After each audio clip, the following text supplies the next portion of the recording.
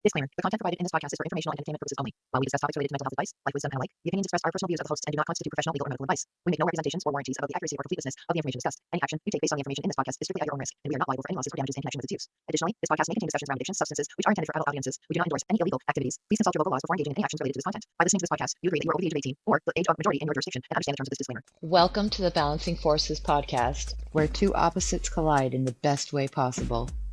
One brings the fire, the other keeps it chill. But together we share life's lessons, hard-earned wisdom, advice you can actually use.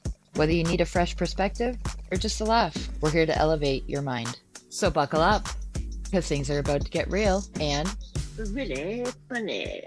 Are you ready to level up your astrology game?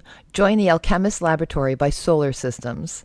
For just $33 a month, you get access to 10 plus courses, a resource library, manifestation secrets, live Q&As, and so much more. Over $2,300 in value. Transform your understanding of astrology and unlock hidden knowledge. Sign up now through the school app and follow Solar Systems on TikTok and Instagram. Chapter 28. 3 things happen as you become your truest self. The simple truth is that the notion of being, saying, doing, and becoming more and more your truest self is scary as heck. It's scary because it means, finally, once again, and for the first time since perhaps childhood, showing your truest self to the world. It may be only bits and pieces, inch by inch, bit by bit, but it's still scary. Nothing more terrifies you than showing the world who you really are. And 3 things happen as you more and more push through the fear and become your truest self, showing the real you to the rest of the world, often right as you're discovering it for yourself. 1. You begin to lose people. It's a point of absolute fact, 100% guaranteed. If you have the courage to hear and heed your inner voice, if you begin to be, say, do, believe, and become who you really are, you will lose people, period. This is the really scary part.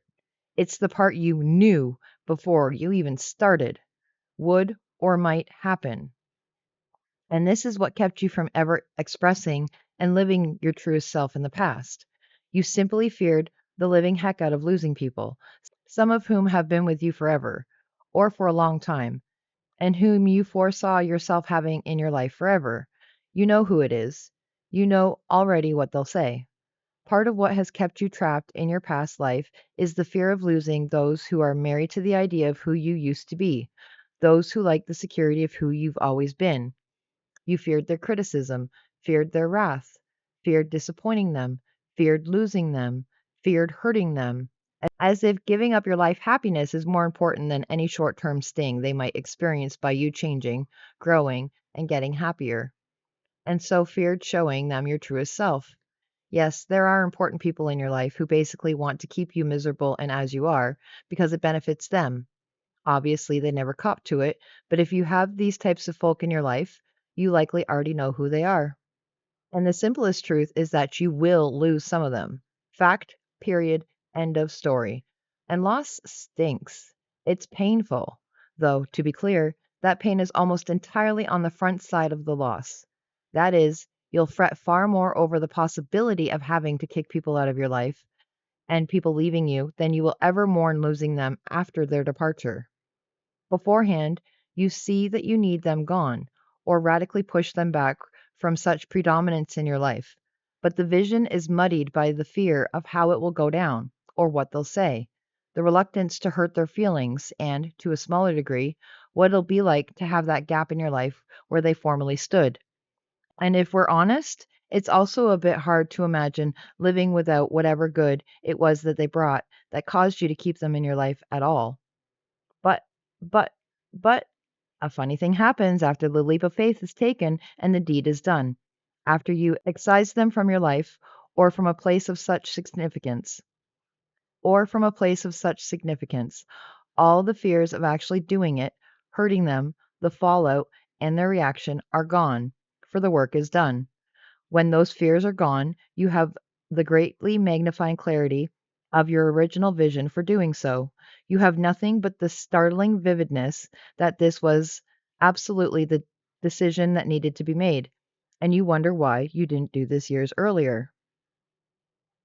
Additionally, the period of losing people is short. Once you commence the biggest life adjustments of shifting your course, that is when the most losses of personnel happen, pretty much right at the beginning. Why? The people most roped into and, in fact, facilitating this existence that is sucking the life out of you are almost exclusively those closest to you. They are the most vested and thus have the most to lose. Those further away from you and your daily life and drama have little or nothing to lose by you becoming someone new. So those closest to you will see the changes immediately and resist immediately.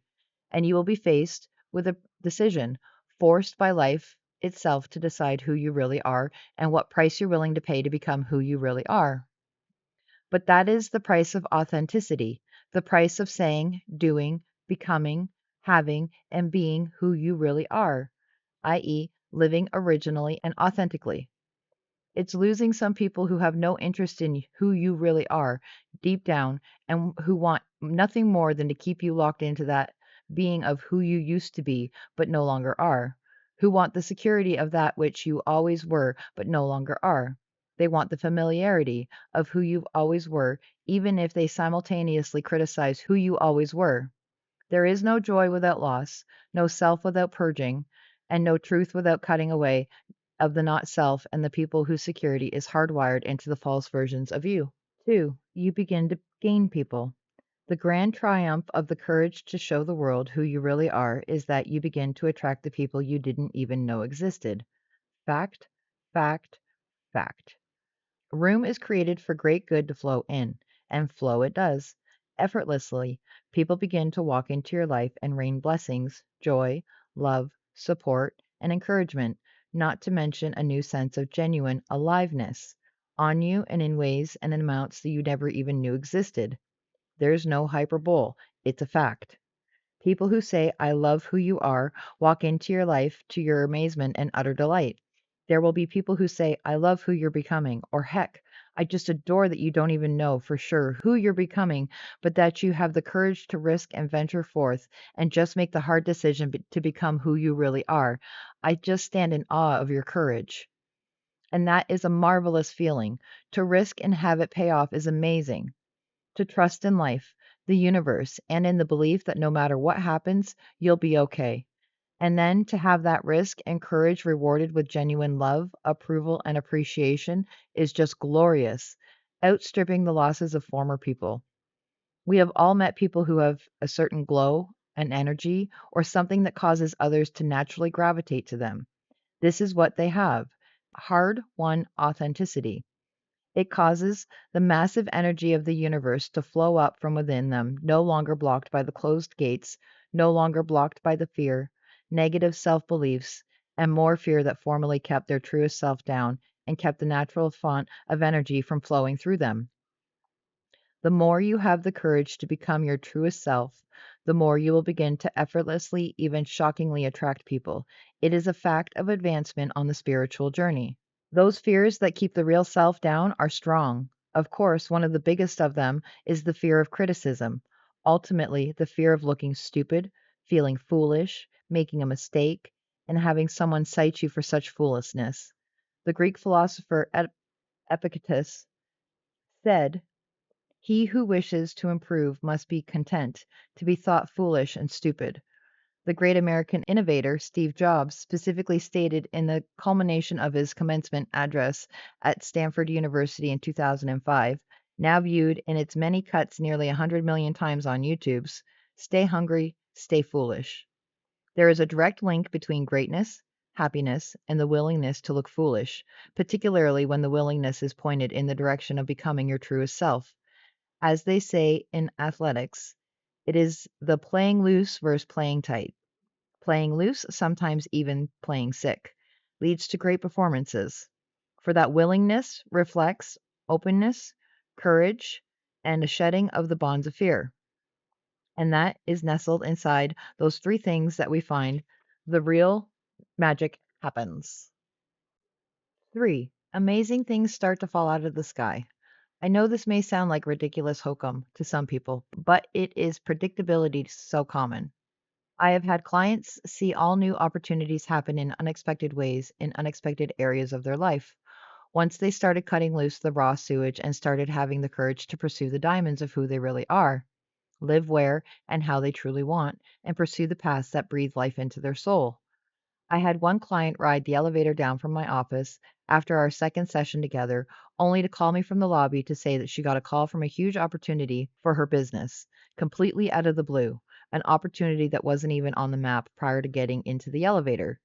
Granted, that shockingly immediacy doesn't happen every time, but stuff does begin to happen and quickly, all the time. No lie. And what made it so odd in this case is that she wasn't even seeing me for career related issues. She was pushing growth in her personal life, but the energy and breaking open of her life spilled into her vocation because it's all woven together. She was ecstatic. I had a 45-year-old client fulfill a lifelong dream to live in Hawaii. She had been considering it for a good long time. However, the possibility of finally making this dream happen always butted up against the reality that she had a bulldog that was her best friend in life, and she simply could not afford any place in Hawaii that would allow her to own a dog, not even close. A month after our 6-hour session together, after she had done some really hardcore diamonds and raw sewage work on her own, she emailed me to say that completely unexpectedly, she had received an email from a woman she had known back in college who heard at a party that she was wanting to move to Hawaii. Turns out the old college friend owned an apartment building there, which, you guessed it, allowed dogs. Oh, and would she be willing to be the on-site caretaker for 5 to 10 hours a week in exchange for reduced rent? It was beyond great, well more than she was hoping for. I had a client who hired me to work with her two teen stepkids. After a month of working with the son and the daughter, particularly helping the kids to express more fully their truths of who they really were, as well as helping the parents to hear, acknowledge, and encourage these revelations, and begin to make decisions that spoke their truth, a most unexpected thing happened. One evening, the 15-year-old son came into the kitchen and did something he had never done in their 15 years of parenting him. Without being solicited in any way whatsoever, he apologized twice for a couple of very serious problems he had created, not just in breaking the family rules, but breaking the law and and mistreating his parents. It was a gift and a turning point the parents could not have fantasized about even in their wildest dreams. The the genuine contrition was so out of character, so new. For them, it powerfully signaled the possibility of a whole new reality. The point is that things happen when we radically change our soul's belief systems and begin making decisions consistent with those new beliefs. Most specifically, the absolute elemental belief of who I really am matters and is good. When that one turn begins to happen, people and the very universe itself responds differently and in the most glorious and unexpected ways. Blessings fall out of the sky. That's a fact. Journaling recommendations. 1. Who are the people you are most likely to get blowback from if you were to more and more be, say, and do, believe, and become who you really are? 2. In this list, circle the people that you're most afraid to lose. 3. Write out the 3 main reasons for each person why you are afraid to lose that person. 4. Who on your list do you not fear losing? Do you not fear losing them because A, they would not leave you if you were to more and more become yourself, or because B, you simply are not afraid of living without them, or without their diminished presence in your life? 5. Write about what it would feel like to lose these people. 6. This is the very simple question. Could you live without the people you've circled? I'm sure it would be hard to lose them, but in the end, could you live without them or with their diminished presence? 7. Does it change your perspective on more fully becoming your truest self to know that in the end, you can accept, live with, and move on from the loss of any of those people? How? 8. Does it change your perspective on living your truth to know that you'll begin to attract new people who are better suited to who you are becoming? 9. What type of person, what characteristics would you most love to attract? What would make your heart sing? Bonus tracks. Core readers. I recommend you check out the bonus track 12 with the advanced readers. I think you'll like it. And then come back and move on to the next chapter. Bonus track 12. Words speak louder than actions, not vice versa. This is a really great read that I strongly recommend. It is about the broken heart of a cop named Speedy. How awesome is this? This is going to be the book we're going to be giving away. It is an autographed copy as well. Thanks for listening. Be sure to like, share, subscribe, leave a comment. Share this out with your friends. At the end of the series, there will be a giveaway for a copy of your own book. Thank you.